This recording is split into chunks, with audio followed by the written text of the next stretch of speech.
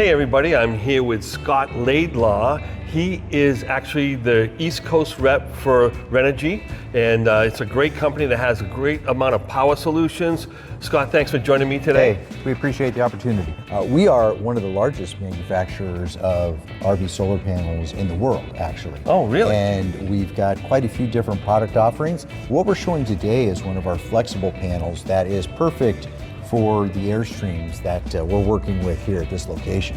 Yeah, because it's all about the aerodynamics, right, with an Airstream. But a lot of people think of solar panel as this big clunky thing, kind of bolted onto the roof. This is probably hooked on a little bit differently. Tell us a little bit how it's adhered to, like, say, an Airstream roof. Oh, definitely. So these panels can be mounted one of two ways. They can actually be sealed down to the roof, or they can be mounted, they actually have grommet holes on them, so they can be mounted with a fixed pin, if that would be more preferable for those customers. But either way, it works great. And as you said, they are aerodynamic, sit flat on the roof, and that makes it very streamlined for these customers. Is it any change of performance from this to the ones with the big frame on it, or better, worse? You tell me, as far as like getting that energy into the battery system. Oh, certainly. You will lose a little bit of efficiency with a flat panel, simply because it's going to be a little warmer than a standard panel. When you see those panels typically mounted on brackets, there's a little bit of air below them that'll help to keep them a little cooler. A cooler solar panel will actually be more efficient than a hot solar panel. So yes, you gain aerodynamics, but you lose a little bit of efficiency. I got you. So now we're off to the battery. What kind of battery is this? And we'll ask more questions as you tell me more about it. Oh, certainly. And really, this is the heart of the system when we start talking about off-grid solutions. Yeah. For those people that want to boondock. So this is our lithium iron phosphate battery. Sure. And it is a 100 amp hour battery, very small size. It'll double the performance of the same size lead acid battery, which most customers are probably used to. Now this battery is also heated and has Bluetooth. The reason it's heated is in cold climates, anytime that temperature will drop below, say 35 degrees, the lithium battery simply won't charge. So what we do is we have built-in heaters that will turn on, get that battery up to temperature. Now they can take a charge and work just fine for those customers. Now, some people talk about lithium being a little bit lighter per amp hour as far as a lead acid battery is concerned. That could probably save them a little bit on tongue weight, depending on if they're close in that area or not, right? Exactly. These batteries will be about 60% lighter than a standard lead acid battery. 60%? Oh wow, that's substantial. It really is. You pick up a lead acid battery that much, they weigh about 60 pounds or maybe even a little bit more. And you know, for this 64-year-old back, it kind of can be a little rugged at times. I'm there with you. Yeah. And this battery will also have a 10-year life warranty on it. Wow. So it's going to last a lot longer than that lead acid battery. In fact, what we've seen is customers will actually have to buy 2 to 3 lead acid batteries over time. So this is a fantastic investment. It's maintenance free. They leave it where it is and they don't have to worry about it. So it's lighter, it's got more power, and it's going to hold up a lot longer. So I mean, it's more than well worth the extra money to buy a lithium battery. Probably a lot less maintenance. You don't have to worry about filling any water or anything like that, correct? Correct. You don't have to worry about, especially up here where we're at now, on the northern climate, we don't have to worry about that battery freezing in the winter. And then when the customer goes to start their first camping trip of the season, and sure enough, the battery's cracked and now they got to get a new one. We've eliminated that. Wow. So if this battery runs all the way down, is it going to damage the battery, or is it something that the battery knows what to do and can recharge fully? Or you tell me how that works. No, and that's a good point. On typical lead acid batteries, they only are designed to discharge about 50%. Okay. Once you get below that 50%, it starts to damage the battery. These batteries can go 80 all the way to 100% without having that damage. So that's why they have much more capacity for the same size battery. That is fantastic. Talk about this device now. You just mentioned it to me a couple of minutes ago, and I didn't realize this was a thing. So tell me what this device is and what it does.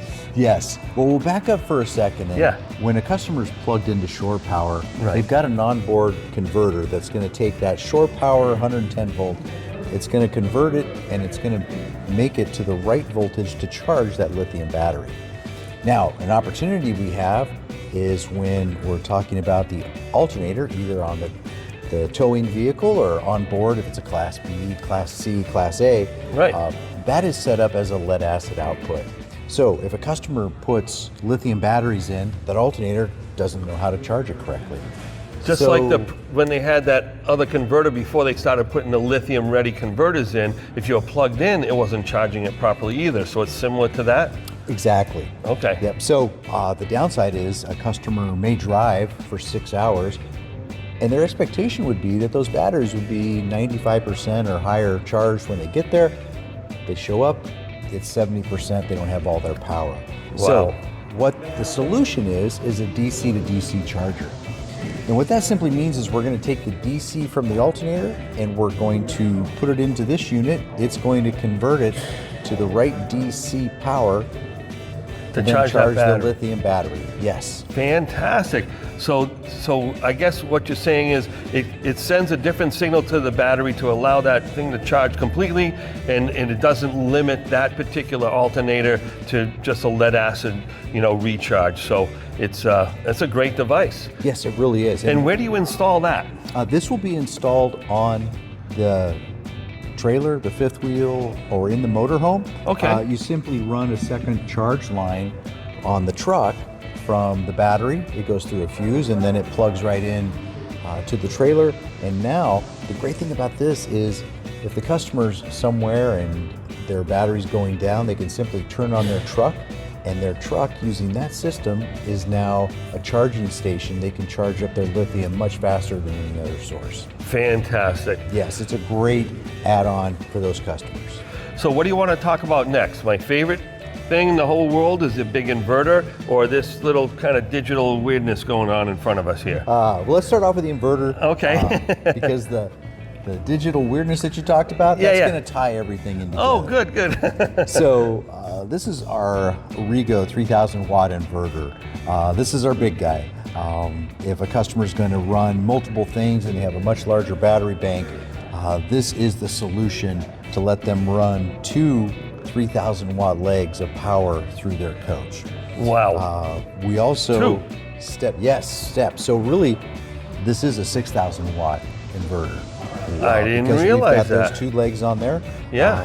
So customers can run an awful lot depending on their battery bank. Usually with this system, they've got a good sized battery bank as well, 400 amp hours. So 4 of these guys or more at least. And you might have 4 of these guys or more. You might have up to 1,000, 1,200 watts of solar to keep those batteries charged.